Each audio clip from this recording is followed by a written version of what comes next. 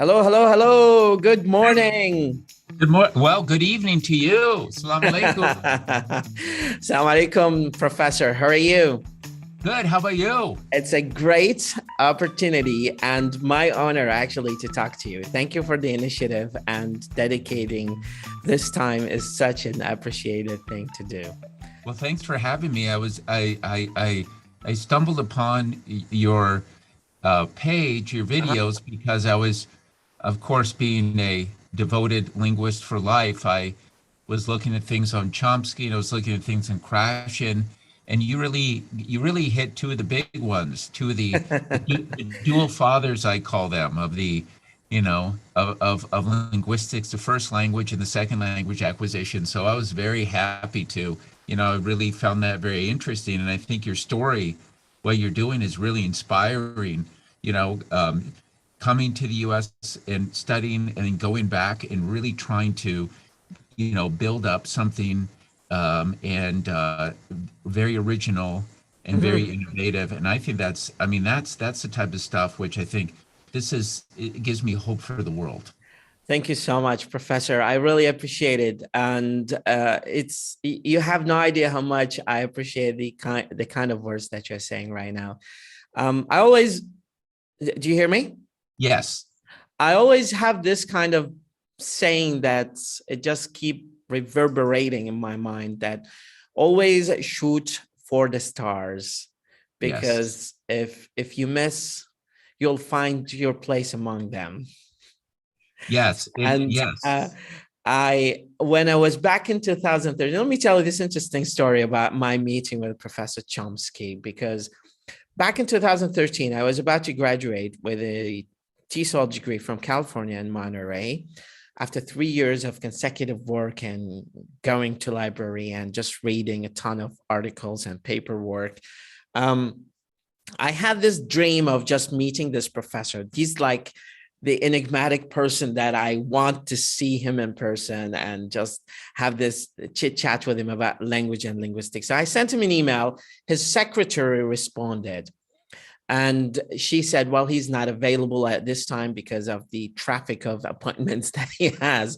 So we might reschedule. That was back in May. I graduated May 18th. And then I got a notification from the Department of State that I have to leave the United States within a month period because my visa has expired. And I couldn't afford going to Massachusetts Institute of Technology. I think he was working there. So I returned back to Iraq with no avail of meeting this huge and amazing professor. And then fast forward like 3 or 5 years, I started working in the government sector. I'm sorry, I'm telling you part of my CV right now. No. And then I started working for like 5 years, which is the compensatory period. Like if you go for US for 3 years, you have to do a compensation service for the government. I don't know what the technical and legal term for that here in Iraq. And that is like 6 years of work. So I started working in the government sector for 6 years, and I started doing my kind of, well, this is the kind of work that I do for government, for people. I'm serving them. But it's not leaving me with any legacy. People just, once the students leave the classroom, everything evaporates. Like all the information that I delivered, it's not documented. It's not there for people to know who I am and what I did.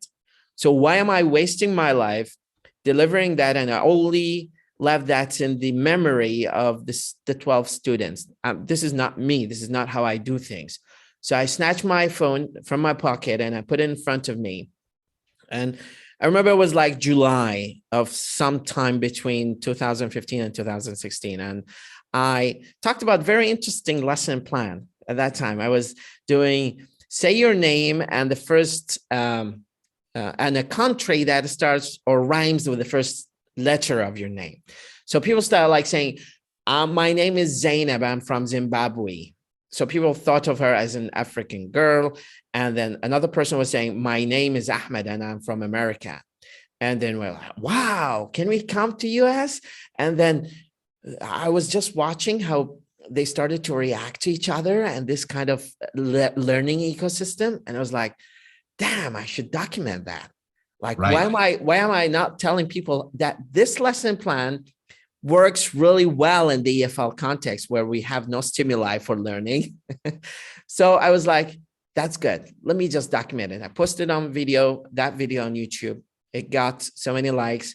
And then I thought, well, how about if I make a Facebook page? Because the community here in Iraq uses Facebook like their daily food. So I started to get likes, and in 3 years, my page hit 500,000 subscribers. Wow.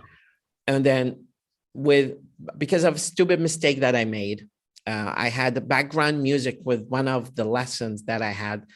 Facebook banned my page and then deactivated and then deleted 500,000 subscribers page on Facebook. Then I had to go back from square number one and start my page again. And then it hit 250,000 subscribers now. But I'm currently doing my PhD. It was so much distraction, and I'm just focusing on YouTube. So I put all my effort on YouTube. And also, I just want to make it a little bit lucrative. So I'm just focusing on developing a new mechanism, a new approach for reaching out to more EFL learners of English. Probably if you've checked my YouTube page, I will definitely send it to you. I'm just trying to find ways where we can maximize students' learning. And that is where we will dedicate part of our lovely conversation today. Sure. So tell us a little bit about yourself. I don't want to be the dominant of this conversation. No. Well, I'll give you a little background about myself in terms of how I grew up. It's, I am one of those Americans who remembers, family and friends and family friends who didn't speak English as a first language. And so in some parts of the United States, especially in the South of the United States, I'm not from the South, people don't have memories of immigration. So they don't have a grandfather, a grandmother, or a great-grandmother who they remember, oh yes, this person spoke another language. But where I grew up, and in my particular family situation, and just my friend group, that actually was quite common. And so I remember, my father actually grew up in Detroit. I grew up in Iowa, which is, people say like, wow, that's really far from where your dad grew up. But, my father grew up with his grandparents, and they didn't speak English. They lived in the house with them. It was a traditional extended family, and they spoke Yiddish in the house. And my grandmother would speak that language. And then my grandparents also spoke French. And I had a lot of friends whose parents were from other places. So some of my friends' parents were from Pakistan. And so I remember growing up and hearing Urdu and Sindhi and these languages. And a very close friend of mine, it's an interesting history. His grandparents were from Syria. And they actually, and this is kind of a history of Arab Americans, they came when it was still the Ottoman Empire. And so they have the papers, they've saved them, the ID papers. So when the grandparents immigrated, it says, subject of the Ottoman Empire. But a lot of the Syrian and Lebanese families came to small towns in the Midwest, and they would, sell things, and they were usually merchants. And so I was very interested in it. And they have in their home, they actually have a Quran, which is over 100 years old, which is fascinating. And, so my friend's father would talk about his parents speaking Arabic and, the type of food that they would have. And actually, they were one of the first Muslim families west of the Mississippi River. And, Iowa actually is an interesting story. There's a place called the Mother Mosque of America, and that's in Cedar Rapids, Iowa. And so a lot of people will associate Middle Eastern and Islam with, the first one must have been in New York City or, some huge city. But actually, no, a lot of the first immigrants were coming out to the Midwest because they were from agricultural areas too. These people were not from big cities. And so I always had that kind of influence, but I always felt, and I studied a little bit of Spanish early on in school. But I always felt like, gosh, I always loved being around those people. I always thought it was fascinating that people would speak another language. I always wanted to learn another language. But in the United States, it's a very, especially when I grew up, there was no internet. There was nothing, we couldn't do anything like this. And so you would not have this is one of the criticisms that a lot of people have the US. They say, well, Americans don't learn a foreign language. But if you want to learn a foreign language in the US, you have to try so hard because, the opportunities now are much better than they were before. But, it takes a long time and a lot of effort. And for certain languages, it takes a lot of money. So for many years, I would call myself a failed language learner. So I would start languages. So for example, I took Russian, I took Slovenian language, and I would get to a certain proficiency level. And, I didn't know really how to go forward. I would feel demoralized. I didn't really have an understanding until, I started studying linguistics about the process of second language learning, because it's not something that we're very accustomed to. So of course, a lot of us will just study it like a school language. And then especially too, this is another issue. If you're a good student, what happens is you're used to learning material, learning it, doing well, and then moving on. But as you know, with language learning, you have to perform the play when you don't even know the lines. And so this can be a very demoralizing thing if you don't understand, like, errors are normal, mistakes are normal. You actually have to go through these things in order to advance. And then there's, a lot of myths in the we have a culture which no one learns a foreign language, but everybody thinks they know what it's about. So, talking about mistakes and errors, just a logistic note, by the way, it's aside from what we're talking about here, that I'm hooking up the camera that I'm looking at right now to look at you, but I'm looking at you right now on my LCD, on my on my laptop. So they are in completely different corners. So if I'm not looking at the camera, that means I'm looking at you. While if I'm looking at you, that I'm not looking at you right now. Talking about errors and mistakes and thinking about what they mean. There are probably within the Middle East, Middle East and North Africa, there's this kind of association of mistakes and errors with the same kind of mistakes and errors that people commit in as sins, which are equivalent to making some sinful act that is punishable by a religion, whether in life or afterlife. So if I tell one of the students that this is not a mistake that is punishable, I'm not going to have you do 50 push-ups for just dropping the auxiliary verb here, or one of the modal verbs, or not using the correct passive voice, or you're just adding adjective between the to and the infinitive, which is the infamous grammatical mistake or error that people just attribute to some prescriptivists, actually. Language is so much beautiful to be cornered with these grammatical checkpoints and be under the hegemony of grammar Nazis. You think about the bigger picture. Like if you want to say something meaningful, or if you want, I always draw the analogy of the pizza delivery man. Like you order pizza and you want it with some side hashed potato or whatever, and then it gets delivered to you by a Martian person from Mars, or by car, or by plane, or by F-16, or through Casper. You get pizza eventually. This is what language is, and this pizza is the meaning.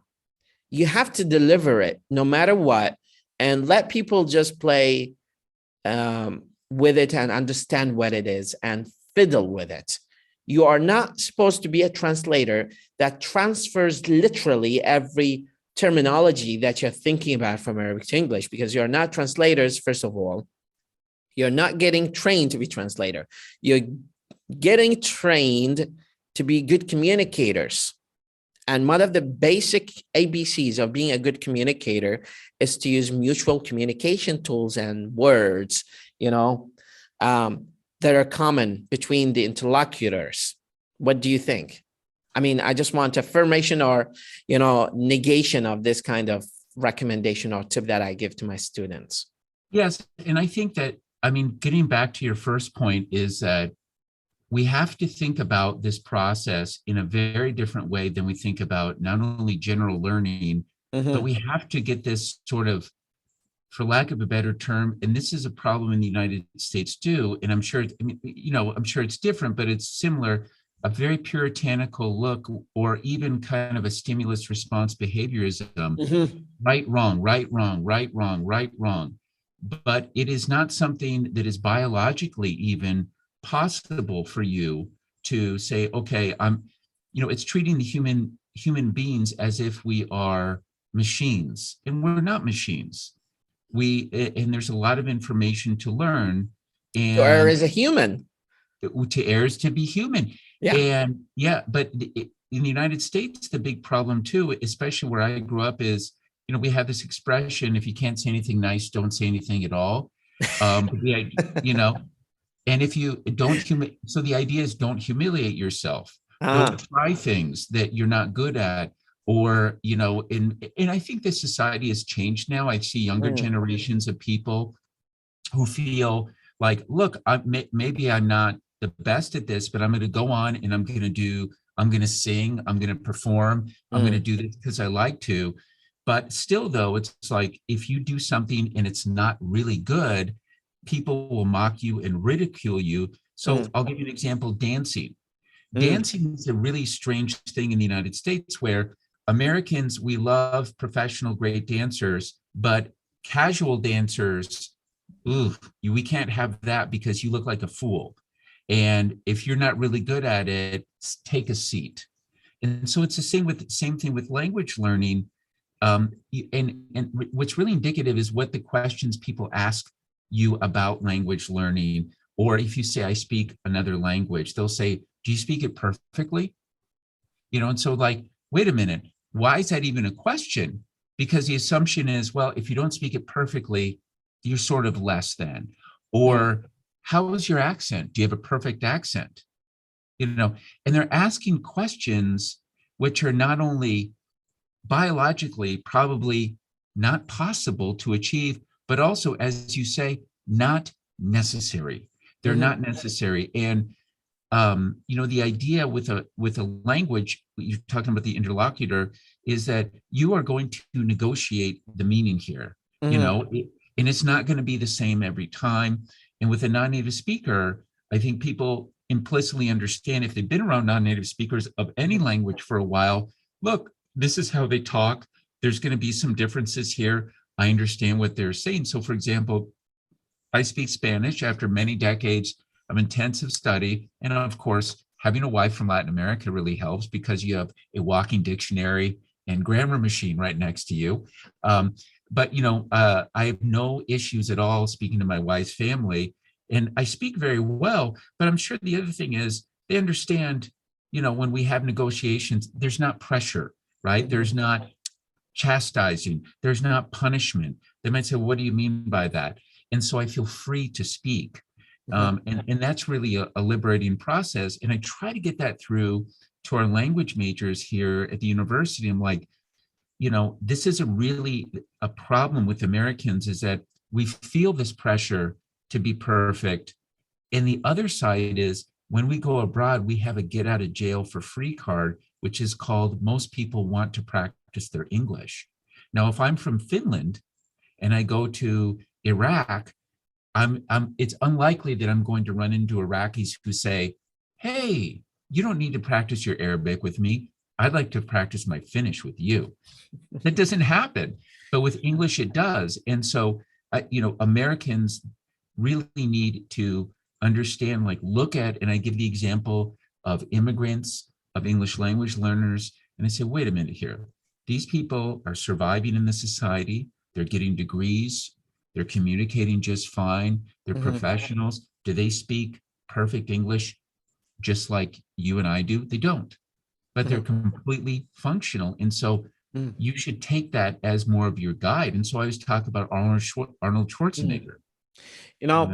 Talking about Arnold Schwarzenegger and where he emigrated from, like in the beginning of that, I was watching a documentary about him and how he jumped over the wall, escaped his military training to participate in that gym activity, and he won the first person. I think he was top of the competitors. Going back to something quite interesting that I've observed as an English learner.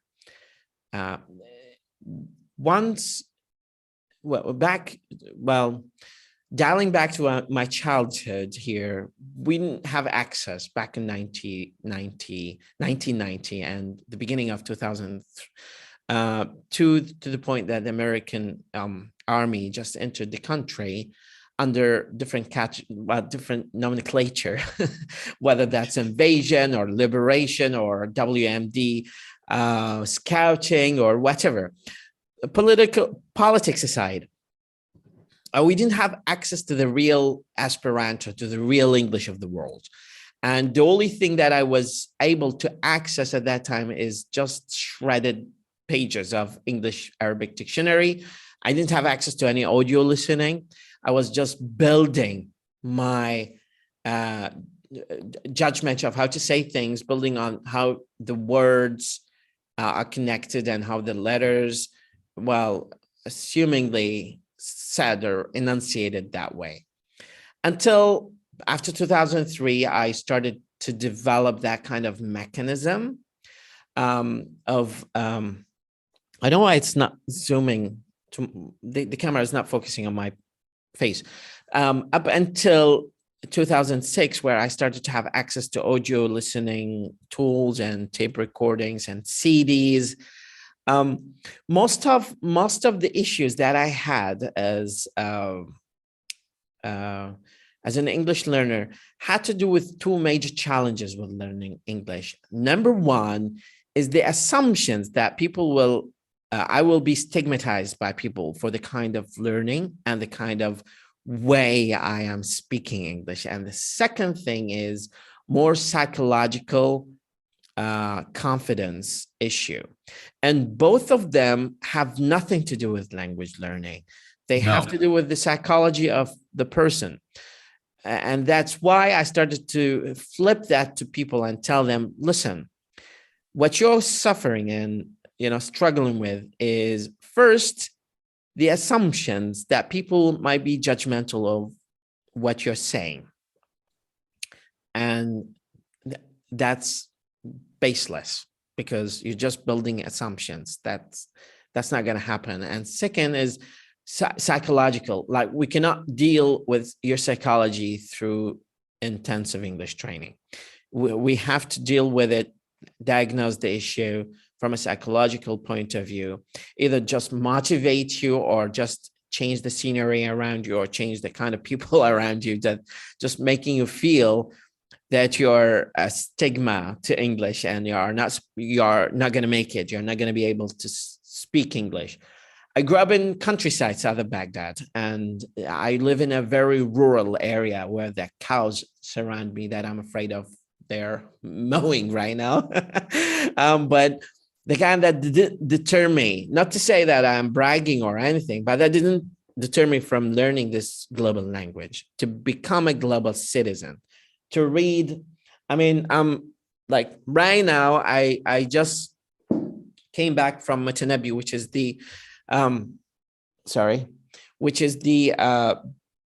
book shops and book libraries, Main Street, downtown Baghdad. And I got a stack of books that I just want to show you here next to me. So just to say that I'm constantly learning something. I'm doing my PhD right now. This is Talking to Strangers by Malcolm Gladwell. This is Stephen Hawking, Brief History. I don't know if you can see that. Yes, I see you have some. I see you have some Orwell there too. Yeah, Orwell. I got his Down and Out in Paris and London. I love that. I read that when I was a And teenager. I loved it. Stephen King, 22nd of November, the time of the assassination of JFK. I think it's a new novel or old novel. I'm not sure. I just got it there and I snatched it. And then Moonwalk with Einstein. Wow.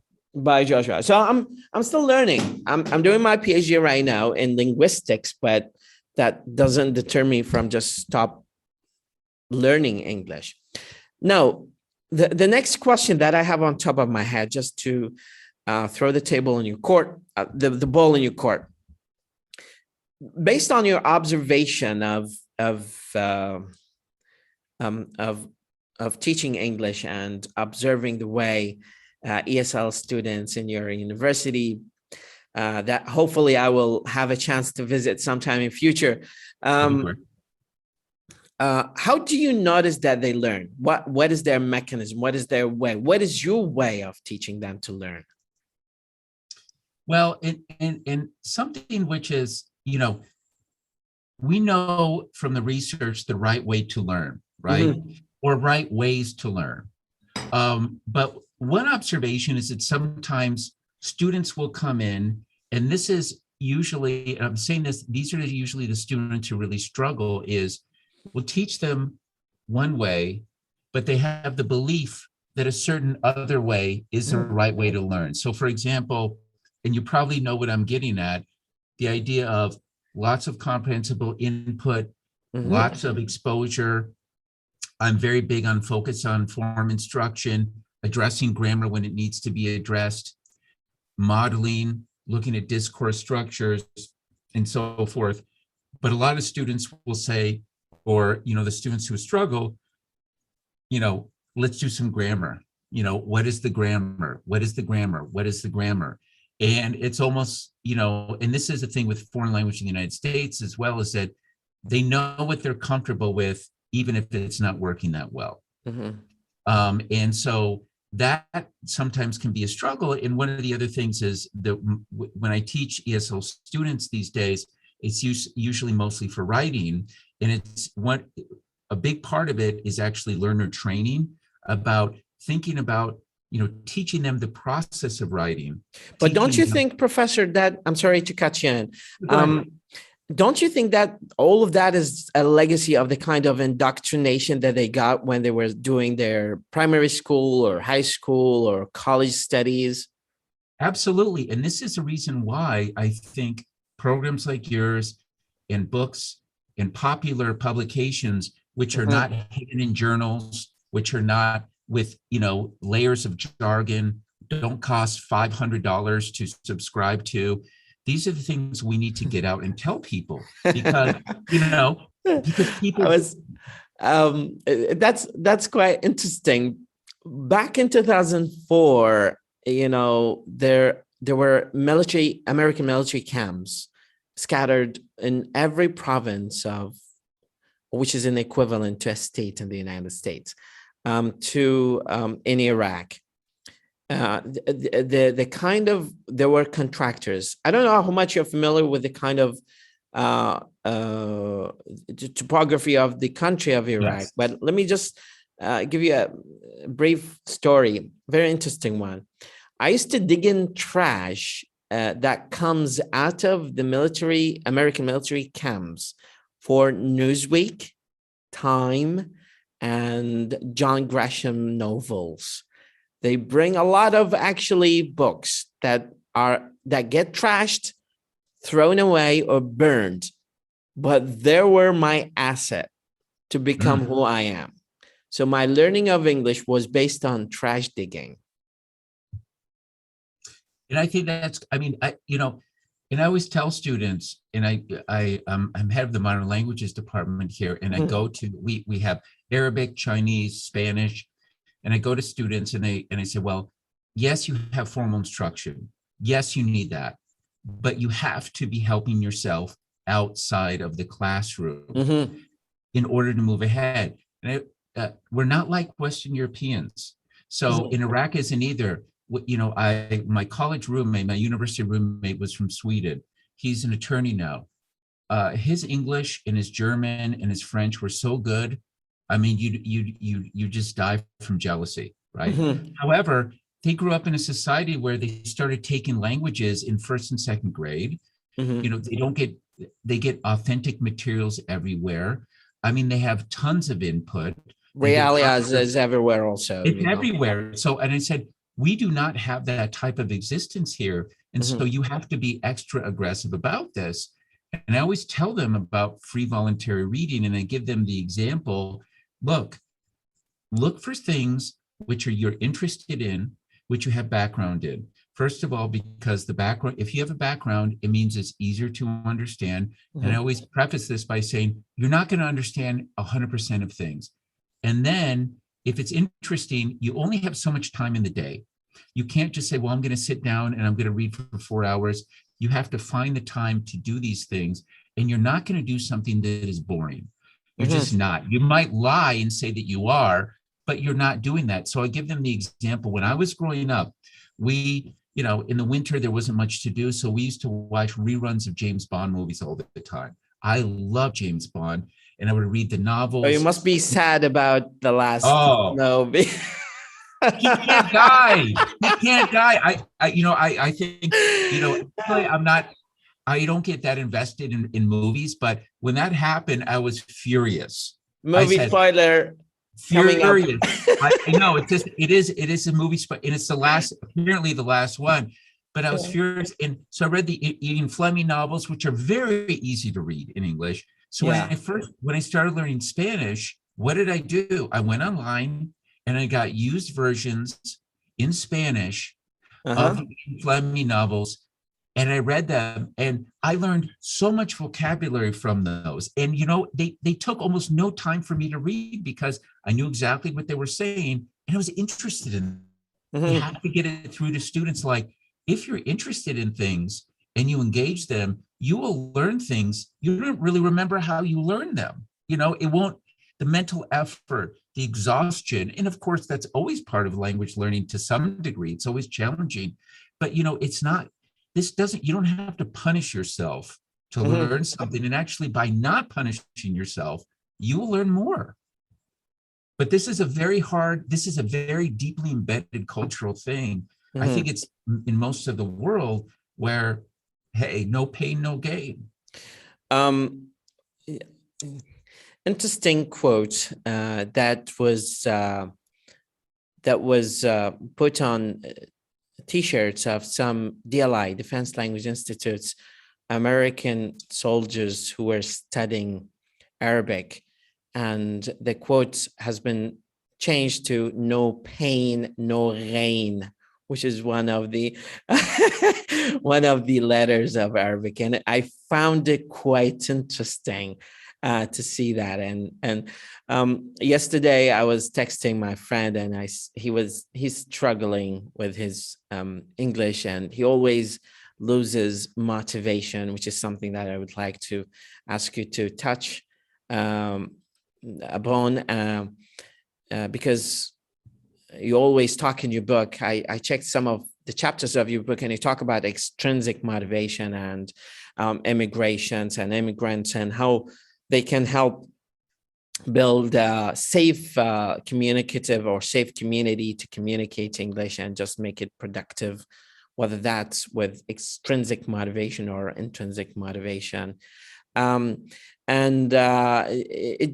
It is really fascinating to see that motivation is such a catalyst to language learning. But within the context of Iraq, for example, within the instability of the security to some extent, most of it is attributed to politics and corruption. People lose the steam once they start the first or second month of training. Thankfully, nowadays we have the American University in Baghdad that I have a visit. I got an invitation to tomorrow. Oh, and great. they're contributing. They're just changing, they're shifting the trend of training. But based on your observation, how do you maintain people? How do you recommend people maintain their intrinsic motivation to keep going with language learning?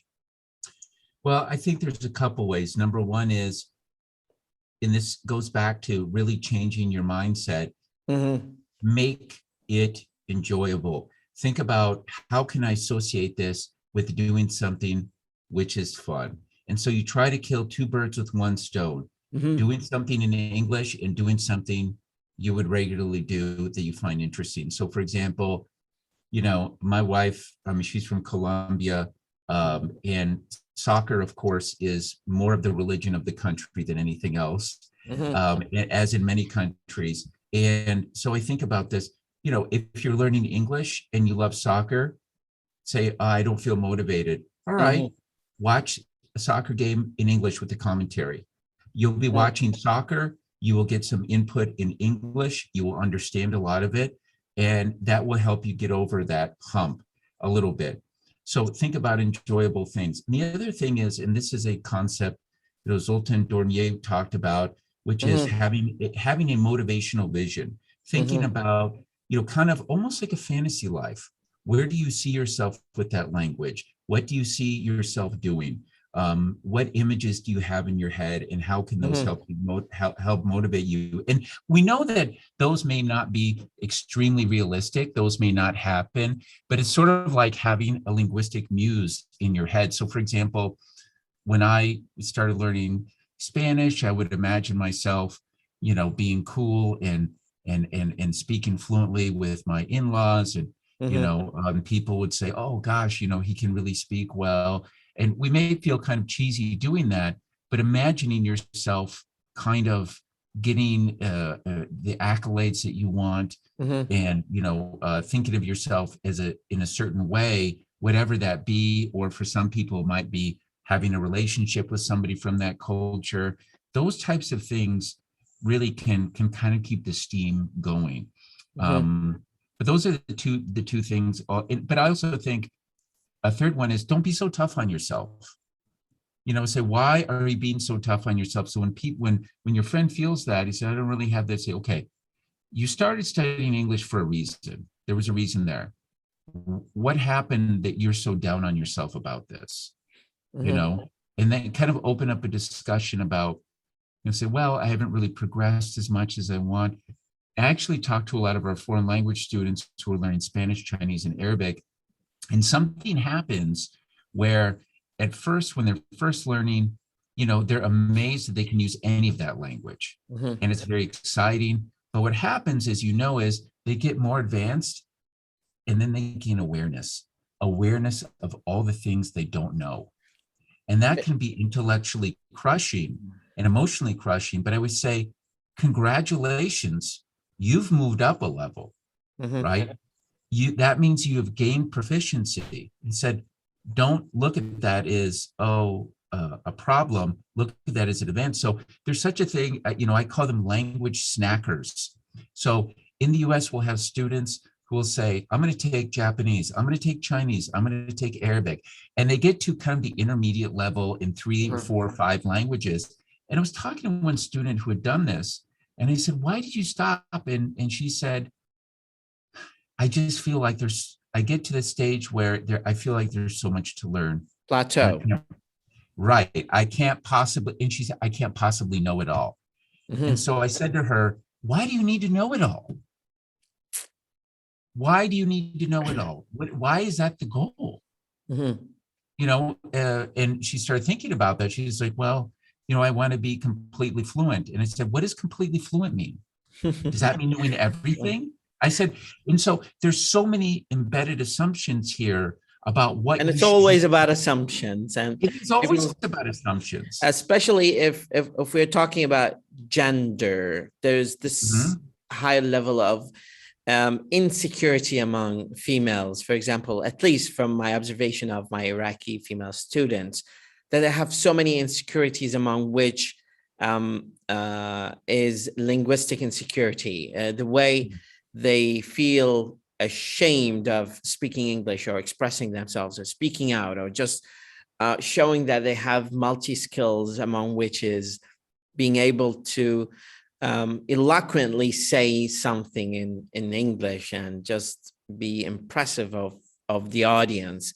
I get approached a lot through my page by doctors, physicians, different kinds of engineers, females particularly, who say, well, we know English. And when I talk to them in few meetings, they start to manifest their real second identity, which is being an English speaker. And they are very good English speakers. And I start wondering, like, why wouldn't you just like invest some time in just sharpening this skill, throwing it in public atmosphere and just letting it play its role, and play with it, fiddle with it, like use the kind of skills that you have, challenge yourself, do the leap of faith and leave your comfort zone. This is how your English becomes much better, because if you just keep it in this niche, lack of exposure, lack of stimuli, societal stimuli, because we all know that language is a societal organism, and if it's not used, it's forgotten. So it's going to be archived, and their vocals are not going to be as fresh and active as they are when they're practicing the language,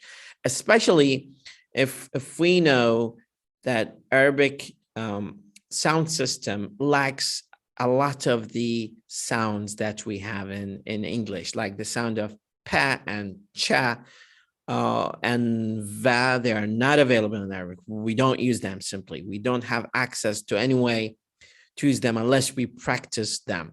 That's why you see and you hear a lot of people actually drop the P and say B and get them in trouble by saying bark and bitch and let's say other words that should be like breast instead of praised, because they in Arabic we don't have the P sound, so they just subconsciously switch to the closest one, which is the voiced B sound. I want to open a can of Bebsi.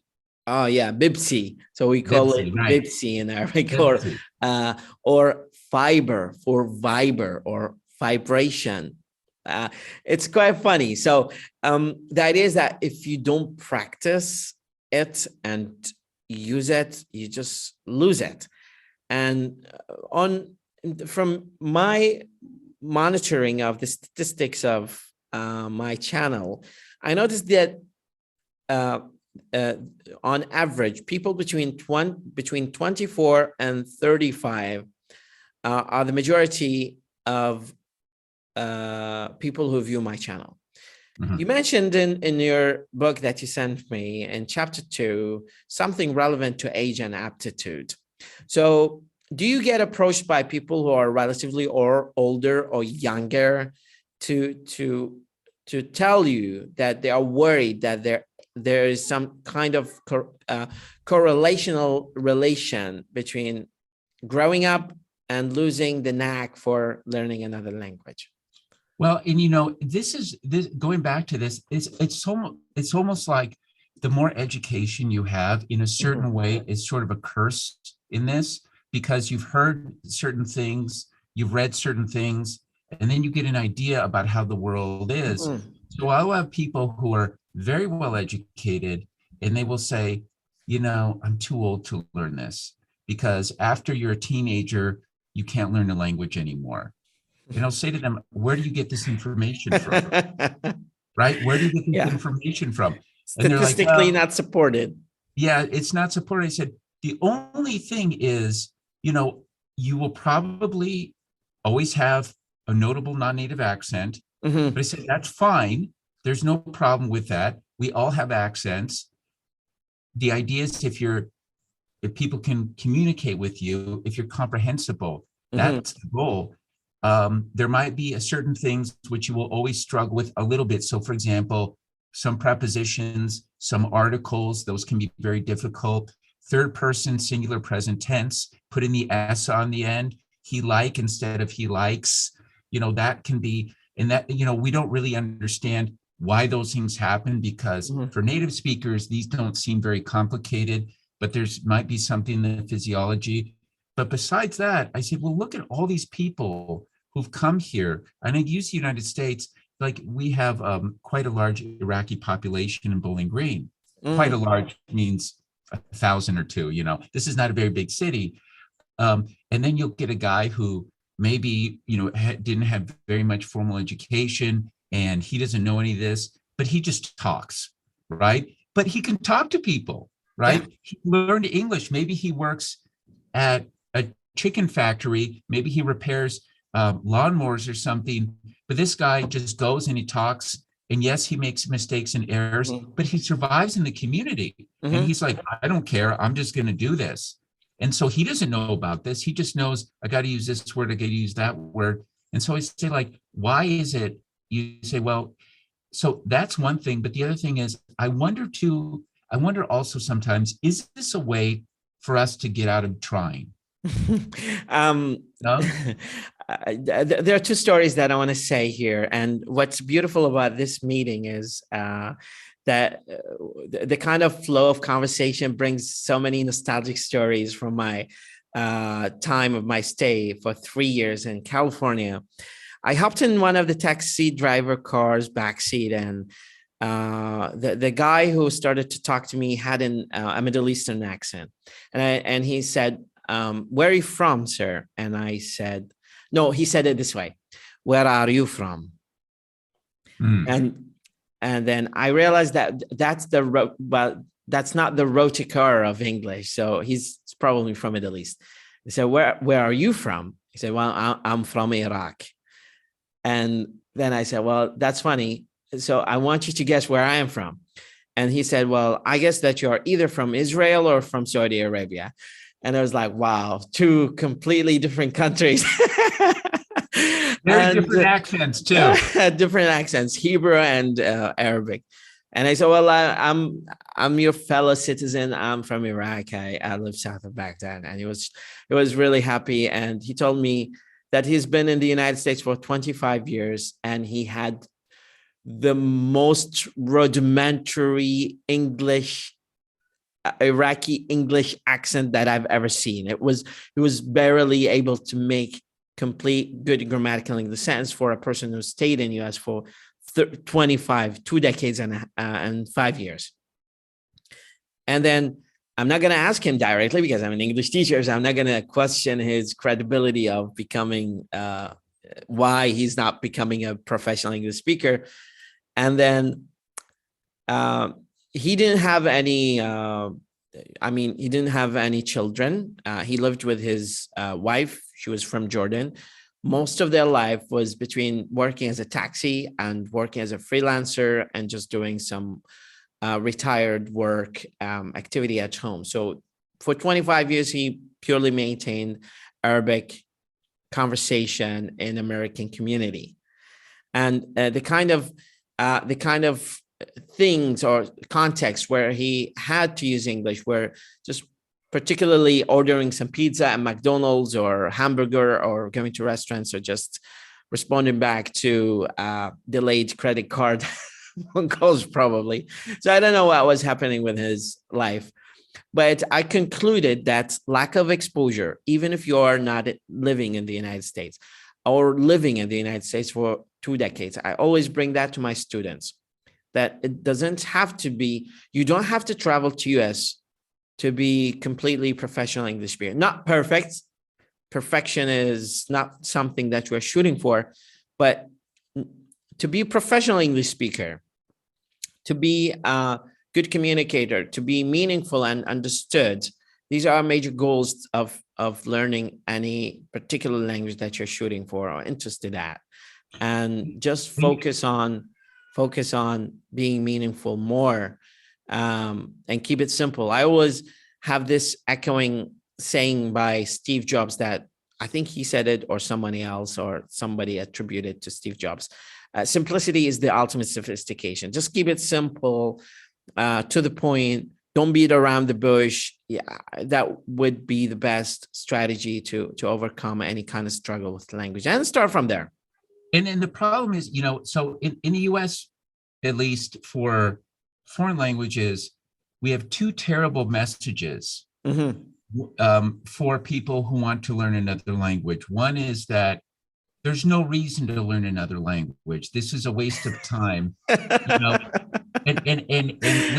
And I have to say, on a personal level, but also for the future of this country, and I'd say other English-speaking countries, this is going to be a severe problem, and the lack of, because when you understand a language, you get insight into the culture. Of course. For business, for foreign policy, all of tolerance those of ambiguity also. Tolerance of ambiguity, knowing how other people speak, different communication styles. If you don't know that, you might think, oh, everyone knows English. Guess what? Not everyone does. And you don't have insight into what is going on in the rest of the world. You get a filter through English. When I was... You don't know. In 2010, I traveled to US. I didn't have any background experience about being in US. I only completed my bachelor's degree in College of Languages, and most of my background about US came from Hollywood movies, particularly. So I went there, I stayed with my host's family, and then the beginning, there was like this kind of awkward situations where things happen that I don't intend to, cultural gaffes that everybody just makes when they travel somewhere. And she said, listen, Walid, I really thought that you lived in a tent before you come here and before you show me where you live. So I pulled out my laptop from my bag and I start showing her the metropolis, the side of Baghdad, where we have big universities, mostly talented and educated people graduating from Europe and US and UK. And I started showing her the civilization, the Sumerians, the Akkadian, the Assyrian. I started showing her the marshes and the north of the country, which is very similar to California. And she was shocked. She said, and this is me, not somebody else telling me the story. This is me. She told me that before that, for some reason, I thought that you lived in tents. I was like, no, that's completely not what you have in mind about the Middle Eastern people. When we study, I'm really thankful to God and to anybody who helped me and learn English, because it just transformed me. It just changed the way I am. I mean, I wouldn't have had the chance to meet such an amazing professor like you and do this beautiful cross-cultural transatlantic Zoom call had I not learned English. So it just opens the door to people, like you start understanding Arabic culture, for example, if you learn to speak basic Arabic. And back in the United States, the second year I started working my MA degree in TESOL, I was summoned by the dean and she said, well, we want you to teach in the Arabic department because we have an Arabic department here. And it's adjacent to DLI, Defense Language Institute, where we have American students and soldiers who are going to be deployed to Middle East. So they need to have some basic background. And we want you to do that paid. And I was like, hell yeah, this is summer. There's no school. There's no deadlines. It's no shaving November. So I'm ready. I'm not going to go back home to Baghdad. And then I started teaching them. And the first thing that I do when I enter the classroom is I teach them the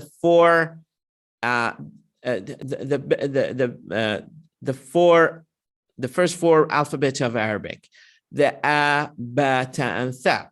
So I say, if the dot is below the letter, that's ba. If there are two dots on the top, it's that. If there are three, that's that. And in 10 seconds, students start to learn 15-20% of the alphabet of Arabic in 10 to 15 seconds. And then starting from that, like just because they developed this kind of misconception about Arabic as being the most sophisticated and complicated language in the world, attached with Chinese and Russian, any kind of, I don't know where they come with these kind of findings and statistics, to be honest. I don't know what that means. You know, when people say the most difficult language, I have no idea what you mean by that. Yeah. For me, I mean, there's a big community of American and British people in Iraq nowadays because they open visas to foreigners. And the application was opened a year and a half ago in the middle of Corona crisis, just to change and shift the perception of the country as unstable or something like that. So vloggers started to come and flooding Baghdad and the southern provinces and northern provinces. And I had the opportunity to talk to a lot of them, actually, and just snatch that opportunity, seize the opportunity, and reflect a positive image about the country and that people here speak English, especially new generation. You can walk to any person in the street and you can speak English with them as confidently and as comfortably as possible.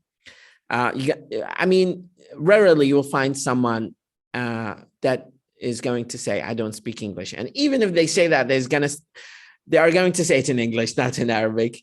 So big community of English speakers. I didn't see that in the United States. People there, maybe they're busy with the kind of bills that they have to pay. They're always constantly busy with work. But learning language opens new horizons to people, don't you think? And this is why I think that right now, the people that you might meet who are living in Baghdad, who are traveling there, who are learning Arabic, this is like, you know, they always use a phrase, the 1% of the 1%.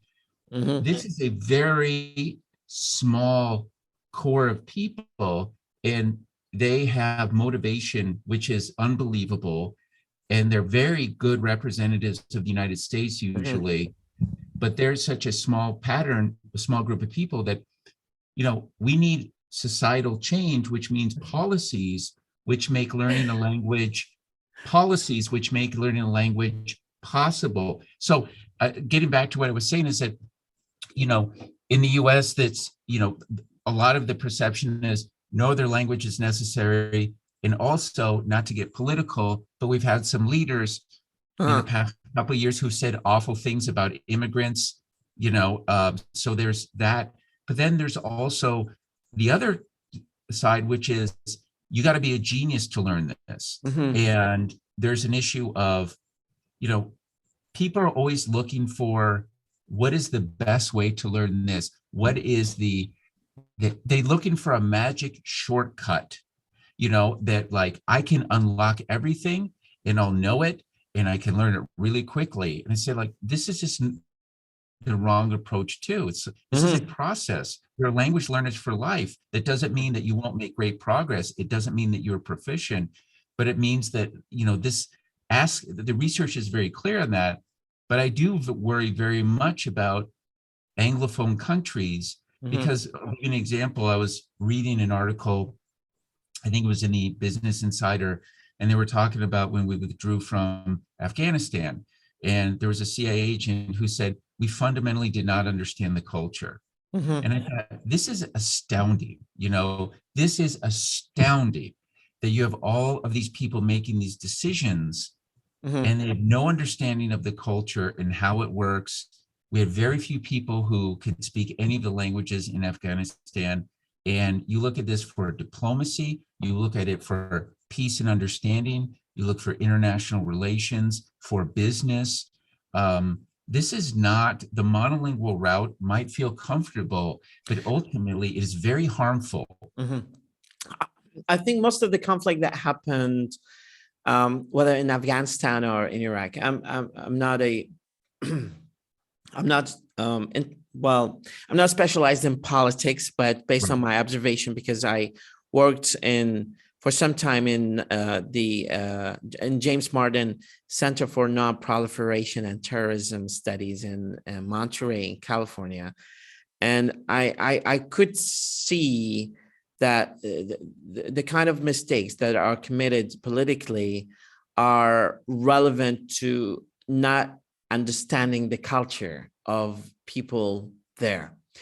Why British people are not getting attacked in Iraq, and why American people are getting attacked in Iraq. I'm not saying soldiers, well, soldiers particularly.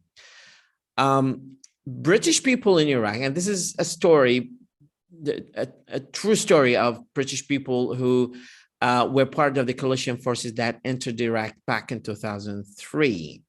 And most of their movement were in Basra. They were not attacked by the same number that the American soldiers got attacks. They were taking off their suits and wear normal shirts and walk in the streets of Basra, talking to people, giving candies to children, document that, shoot photos with people, speaking some basic greetings in Iraqi dialect, while the way American soldiers were treating Iraqi citizens in Baghdad is that they threw bottles, and it was us versus them. They were throwing bottles of water on taxi drivers and cars in the streets. You are not allowed to approach the Humvees less than 50 meters.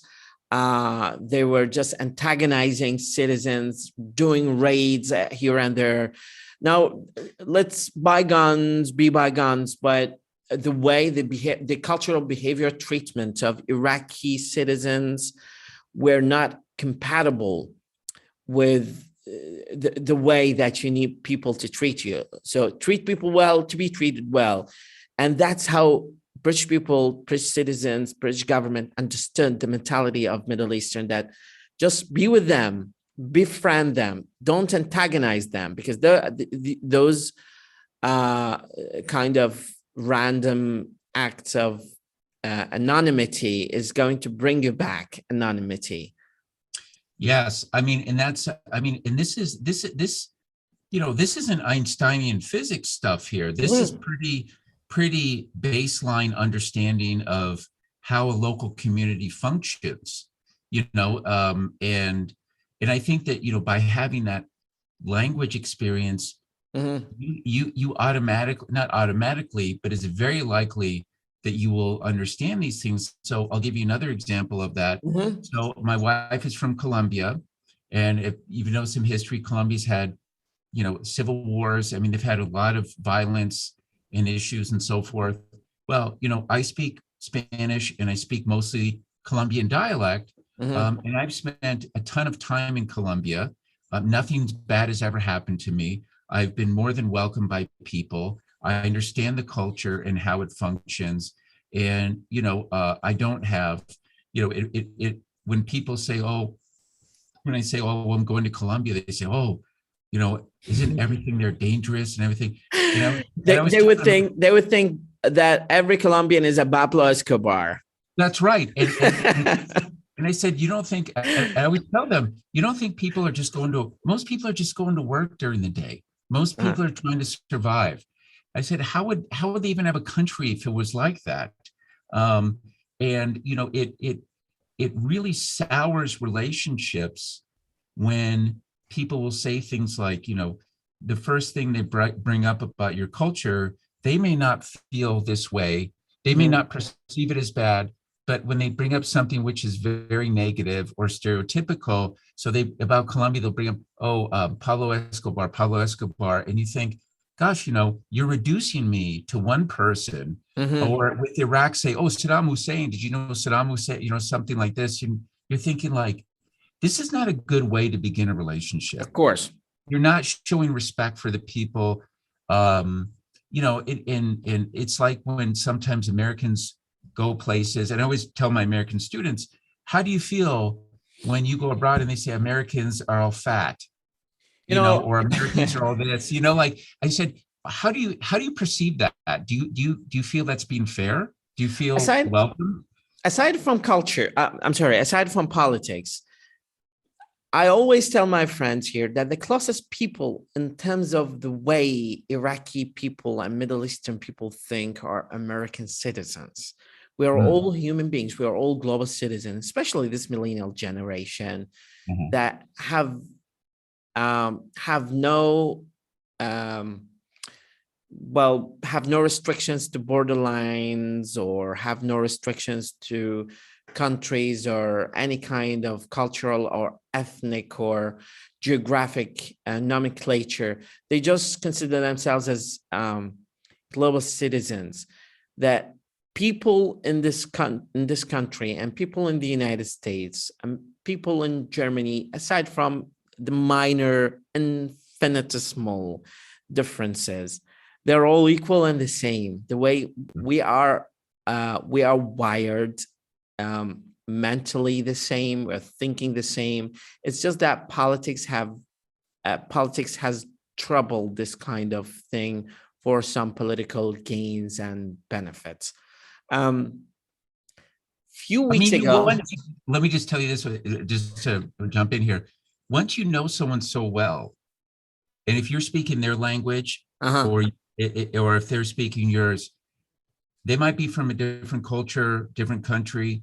And if you really have a relationship with them, you kind of forget that after a while. Of course. You forget. You're just like, this is just my friend. Oh, he happens to be, or she happens to be.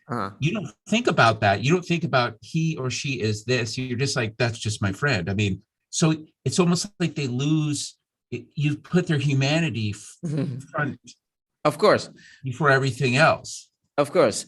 I was pranked a few weeks ago by a friend of mine who gave his phone to his friend, and I got a call at 2 a.m. and the caller on the other side of the phone said, "Is this Mr. Walid Khalid?" And I said, "Yeah." I was just winking because I just woke up on the alarm, the sound of the alarm of the phone. So, "Well, you've been nominated to a scholarship to the United States to pursue your PhD, and sorry for the short notice, but you have to pack things up and tell your family that your departure is tomorrow." And that was 2 a.m. And I was like, what the hell is going on? And so I just woke up my wife and she said, "Well, the US Embassy just called me and they are nominating me to a PhD scholarship. So I'm sorry, I'm just going to go. I'm going to travel." And I had a call with him and he started talking to me about my passport and processing of my J visa. And he was completely native speaker of English. Then a few minutes later, I heard a laughter in the background. I said, wait, are you serious? And then I got the man handed over the phone back to my friend and he said, "Well, we just pranked you. This is my fellow friend." And he speaks English like native speakers. And we just thought of playing a prank on you. And it was like, wait a second. There are people who speak like native speakers in Iraq. They speak English. They haven't traveled before. So why would that be just a justification that I have to travel to US or to Canada or to Puerto Rico to perfect and make my English semi-native speaker? I mean, people can do it here. Yeah, and especially now with all the technological tools. I mean, you were talking about the cab driver or the Uber driver, and it's like there are people, it is very feasible or very possible that there are many non-native speakers who live in other countries who communicate more with native speakers of English than people here who live here. I mean, it's such a fascinating thing that my mind operating system is Arabic. I was born and I acquired the informal Iraqi version of Arabic, which is non-standard.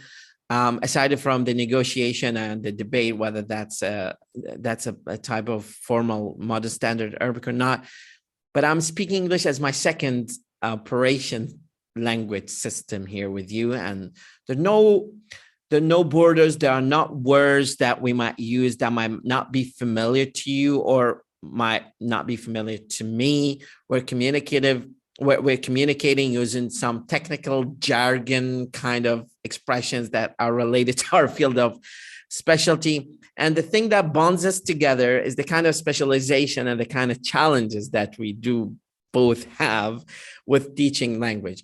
So is that enough for people to, as evidence, and to evidence the fact that learning languages, especially English, bridges any kind of misunderstanding or cultural differences or ethnic differences among people all over the world, globally speaking?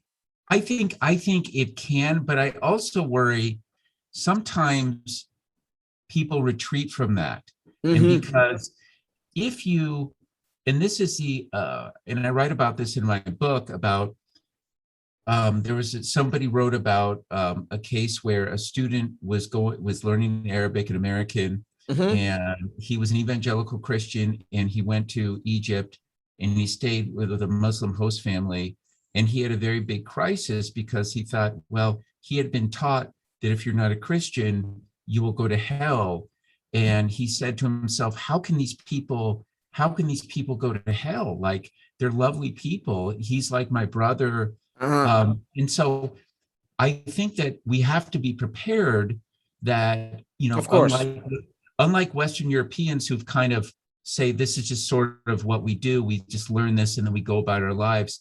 We have to be prepared to maybe confront and prepare our students to confront some issues and not to retreat from those, because it can be easy to say, some people think when you live in one language, you think here is the way the world works. And then when you learn another language, and when that entails a very different culture, different religions, different value systems, then this can become confusing. And some people can get very fearful and say, I don't want to be part of that. I think that's where the kind of formal training comes in and kicks in, especially introducing taboo that should not be said or written in this particular culture. Because we know, for example, in Asian countries and in Thailand, for example, or Malaysia, I'm not quite sure, you're not supposed to touch the forehead of a child. In Middle East, I mean, I'm not sure if, well, the blasphemy, cursing God, is such a forbidden act, even though that some people here do it, intentionally. Or in the United States, you're not supposed to use the N-word against colored people. These kind of things that should be introduced just to draw some borderline between being culturally unaware of that kind of mistake or intentionally saying to insult people. There's big borderline here. So not to cross the line of, different cultures. We need to understand that part. For example, I can't think of anything that off top of my head right now when it comes to something that might be insulting in Middle Eastern culture. But I remember this story from back in 2014, I think, where there was oil crisis in south of Iraq, where one of the British companies that work in oil dropped a flag, and then they, I think there was a black flag that they dropped off the top of one of the oil rigs, and that flag was a representative of a religious act that just was completely blasphemous. Because once you drop that flag, you're just announcing the hate to. I mean, it's part of the Islamic culture, where one of the cousins of Prophet Muhammad, who's the messenger of God, was carrying these flags to announce that he is in. Anybody who isn't carrying this flag is in my team, and anybody carries other flags is not in my team. And then they dropped that flag, and that just triggered huge society attack against British workers and British company, to the point that the government decided to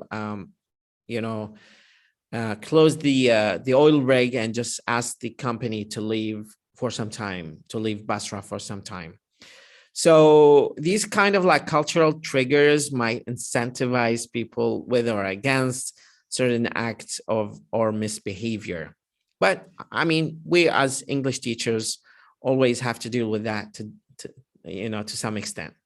And I think that, something that we try, and I try to tell students, whether they're learning English or another language, is you cannot fight to have things your way. So in other words, if you think I want to learn this new culture, learn this language, but on the other hand, though, things have to feel comfortable in the way that I'm used to them feeling comfortable, I say, you will lose. You will lose. You cannot go absolutely into absolutely. I totally agree with you on that. And when Americans, this is a really good thing, when Americans learn a foreign language and they go over there, they get this understanding of systems and processes, which if you just speak English, you don't have. You understand, look, like if I'm going to do business in Latin America, or if I'm going to do business in Asia or Japan, I can't just say it's going to be, hey, the way we meet, it's going to be my way. The way we meet, when we're going to eat, it's going to be my way. The customs for introducing oneself, it's going to be my way. That is the type of stuff which we were talking about this, and you just gave an example, it very quickly erodes relationships. And that's a great thing about the American students. So we have students who will go to Taiwan, Morocco, Jordan, and they'll always tell me, say, well, in Morocco or Jordan, you do this when you go to a house, you always do this and blank, blank, blank. And I think not only they're learning the language, but they're understanding how to appropriately behave in those cultures. And if you're just going in with English, as a native speaker of English, you're not going to think about that. One of the biggest mistakes actually that were committed by some American soldiers in Iraq, and I don't know whether that's just intentionally or just to humiliate people, and had they not done that, it would have avoided them huge trouble that they've gone through. And I'm saying this not from the point of that I have negative conception about what they did. I'm just saying that neutrally, with the fact that there's some sort of objectivity to it, because I've witnessed 3 wars. When I was 5, there was the first Gulf War. 2003, there was the invasion war, and then 2006 there was the civil war in the country. One of the biggest mistakes that I've noticed American soldiers do in Iraq is that they patting down women. Men pat down women, and that's a big mistake, because women in the Middle East is not supposed to be touched by a foreigner or by a person who is not her relative. And that's a big mistake. It's going to, according to family and to family norms and Islamic norms, that she is dishonored. Right. And I was like, why wouldn't they just tell soldiers don't pat down women, or ask female soldiers to do that? Why would they do that and just make people hate them?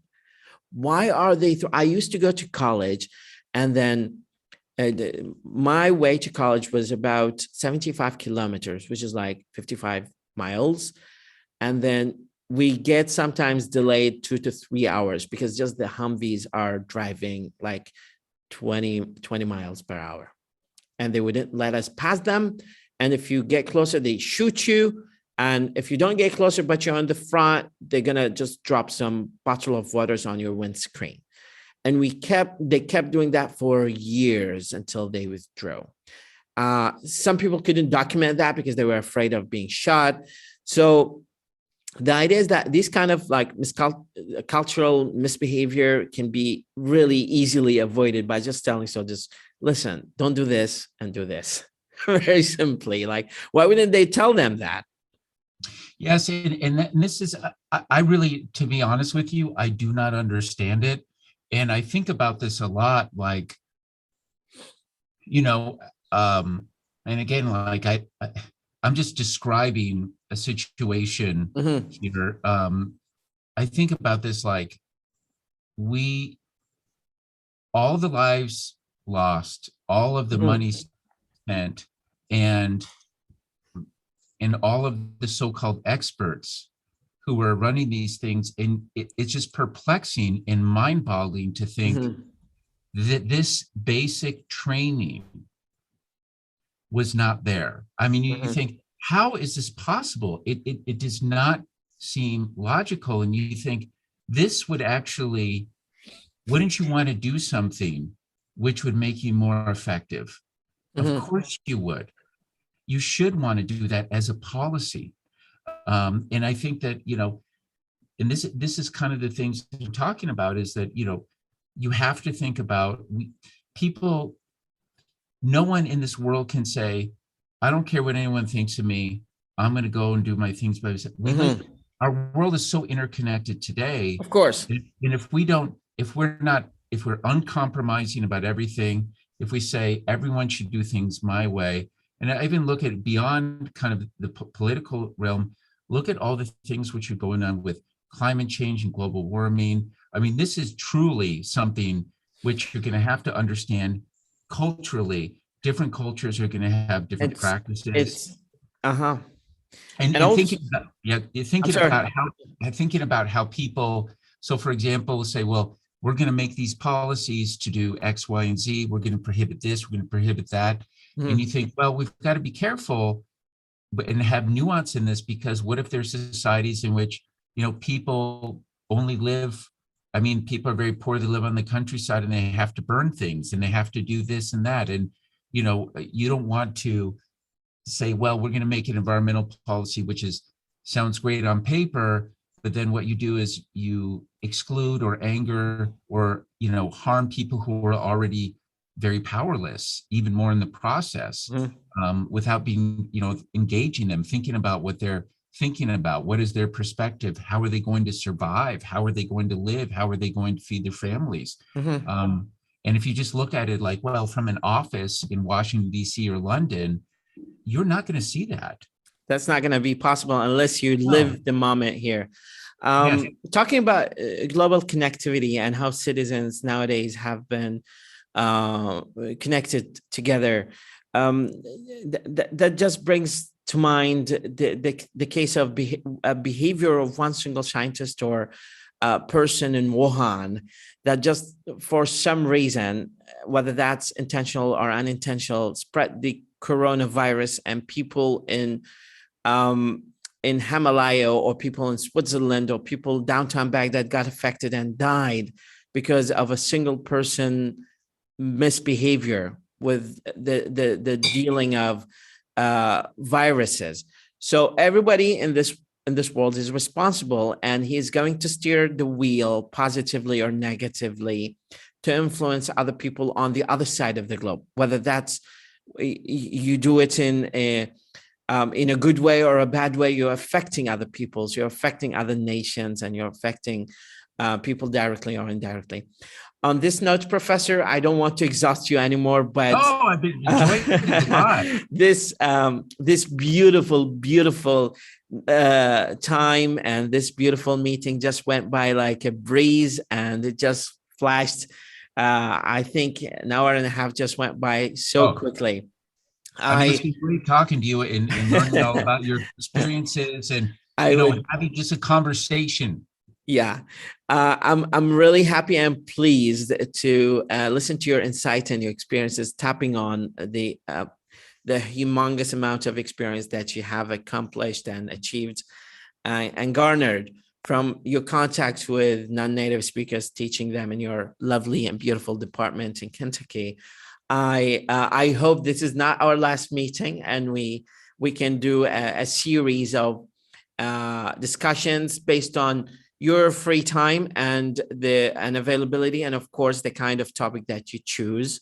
I'm not going to have any restrictions on that, since you want to spread the word about the importance of language and importance of tolerance of ambiguity, importance of motivation. I will spread the word about your activities, and hopefully if you have a YouTube channel that is particularly dedicated to document some of this work, I'll tag it along in doing the editing of this video.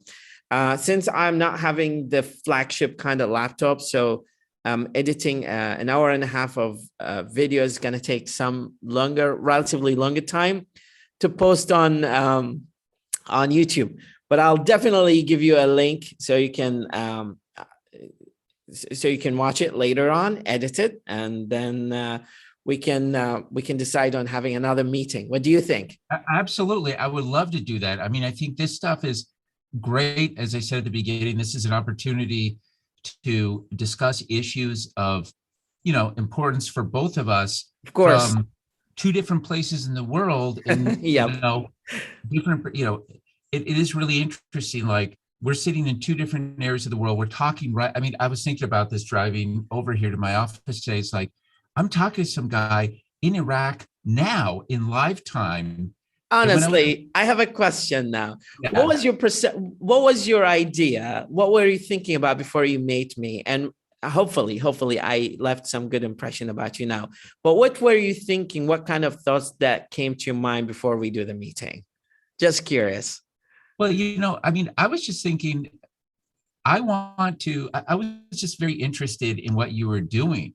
Like that you'd self-started this, you are reaching out, you're doing English lessons, you're doing cultural things, you're talking to linguists, you're reaching out to, an Iraqi or Arabic speaking population, but also an English speaking population. True.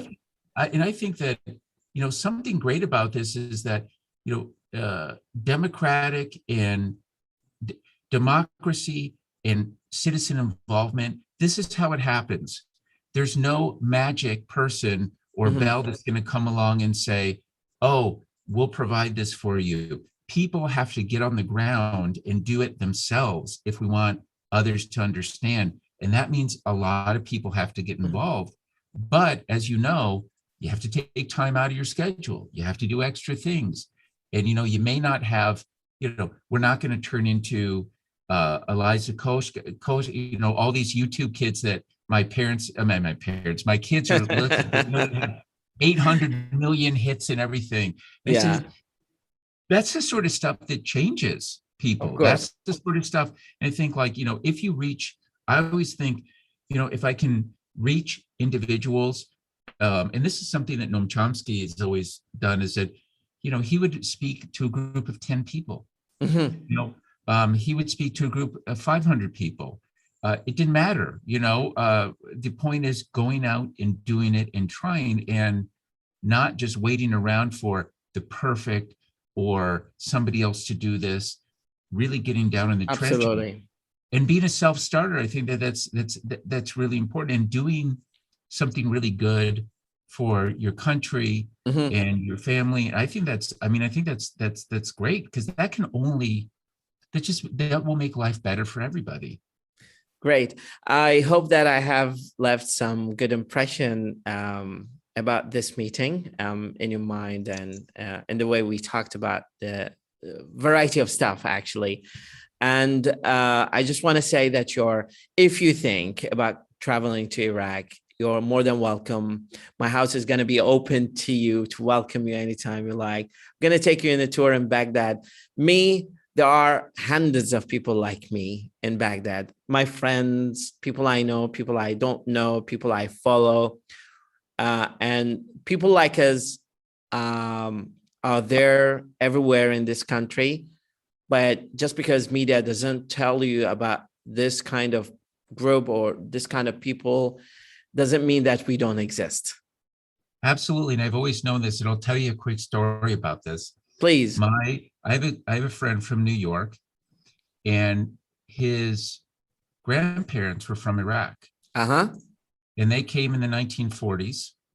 And the grandfather ran an import-export store in New York. And, the mother grew up speaking Iraqi Arabic. And my friend understands some, he speaks some. But even though it's third generation American now, they are still tied to Iraqi-ness. They've said Iraqi this, Iraqi dates, Iraqi, so there's still that, and I thought that's a very strong feeling. And it would tell me about Iraqi culture and what it was like and listening to the music and so forth. And his brother is actually an artist, and he did a remake of his grandfather's export store, all the stuff that they would have. Also would do stuff about Iraqi architecture and art and stuff about Babylon. And you think like that, I mean, it's very fascinating stuff, but also not only that, but, the ancient, we learn this I don't know why people don't make the connection, Tigris and Euphrates, right? This is one of the first things we know about the cradle of civilization. Actually, Tigris is only about 50 meters away from where I'm talking to you right now. And Babylon is only about 30 kilometers south of where I am talking to you right now. And I'm doing actually my PhD in Babylon University. So, but I would just see, even as a little kid, we would see in the textbooks, cuneiform writing. Oh my gosh, what is that? Clay tablets, Code of Hammurabi, all of these things. And you think, this is going back, I mean, why don't you come to Iraq to pay a visit to this country? I would definitely take you in a tour wherever you like. Here, Babylon, Sumerian, Akkadian civilizations, marshes, Basra, North, any place that you like. Just book a ticket and then come, and I'll be waiting you at the airports. I would really love it, because the history there is so layered, so many different things. And then one of the saddest things in all of history is when, the Mongols invaded and destroyed all of the libraries, that, all the knowledge and whatnot. And you think, oh, this is like the Library of Alexandria. Like, what are we missing? Like, what was gone that we used to have? I think that's how media and Google, particularly, like if you try to Google the word Iraq, sometimes I randomly try to choose some photos for my videos that I post, especially the weekly vlogs. I try to make weekly YouTube vlogs in English, just to give some positive vibe about the country and some restaurants that we go to, and just to make people think that this country is conducive to welcoming foreigners. And if you Google something quite interesting, if you Google the most hospitable country in the world, it's Iraq. The most friendly people to foreigners, Iraq. If you walk downtown Baghdad and you tell them I'm from America and I want some food, nobody is going to refuse giving you food, and nobody is going to, I guarantee you, nobody's going to ask you for money for the food that they offer you. And there are some social experiments on that. You can Google them on YouTube. The word Iraq in particular comes, well, one of the interpretations that etymologically speaking, I'm not specialized in philology, but etymologically speaking, the word Iraq and the adjective Ariq, Iraq, Ariq, means deeply rooted. And that's the meaning of Iraq. It's the deeply rooted place.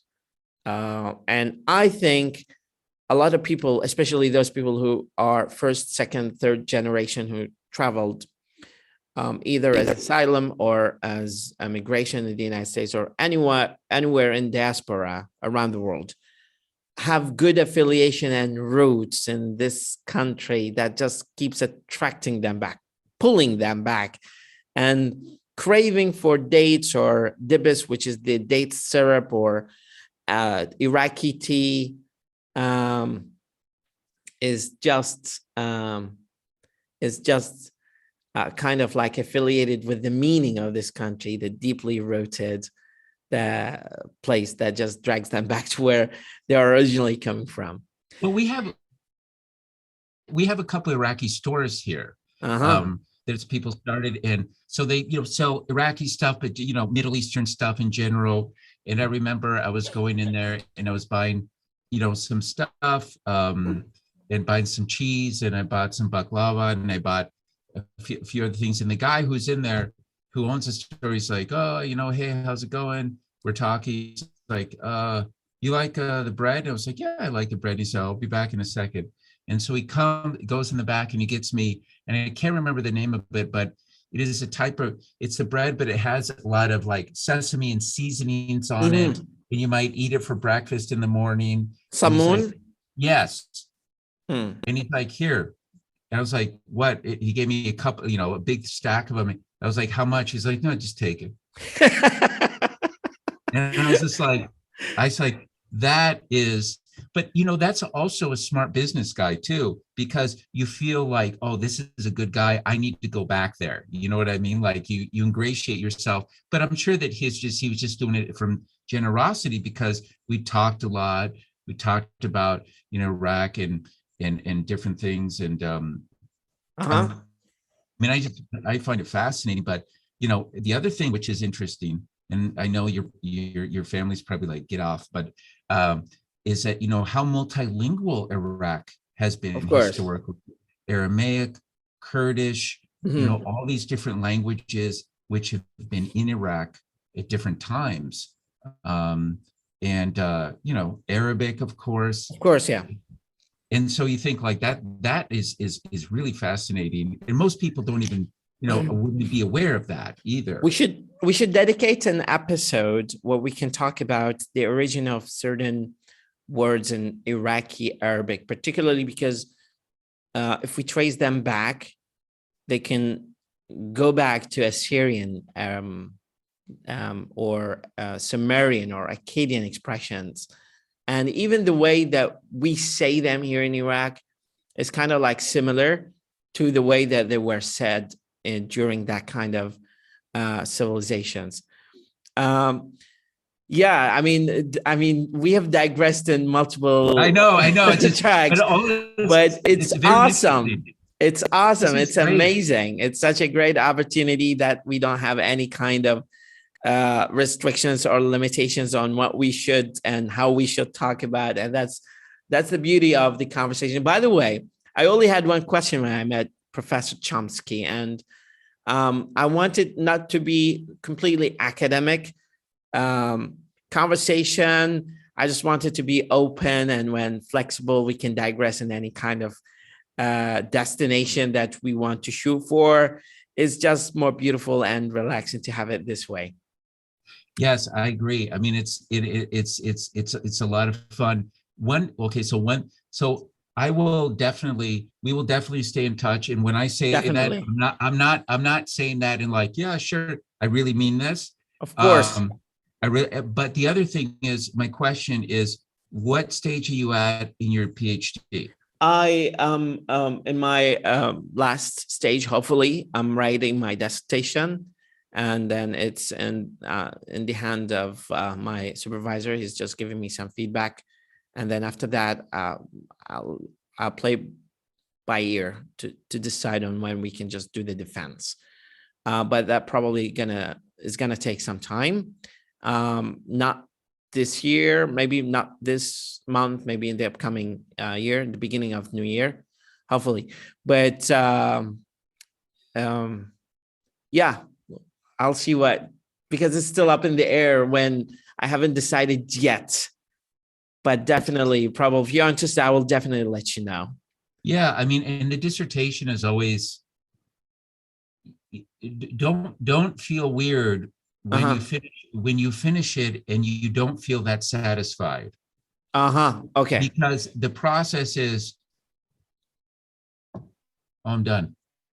And you've gone through all of these changes, all of these stages, and you're just focused so much. And you think like, maybe you will feel like, woo, but some people, because it's just, it's so intense. It You is. feel kind of a relief, but again, it's like you maybe think, like when I did mine, I thought I'm going to feel this way when I finish, and I really didn't feel that way.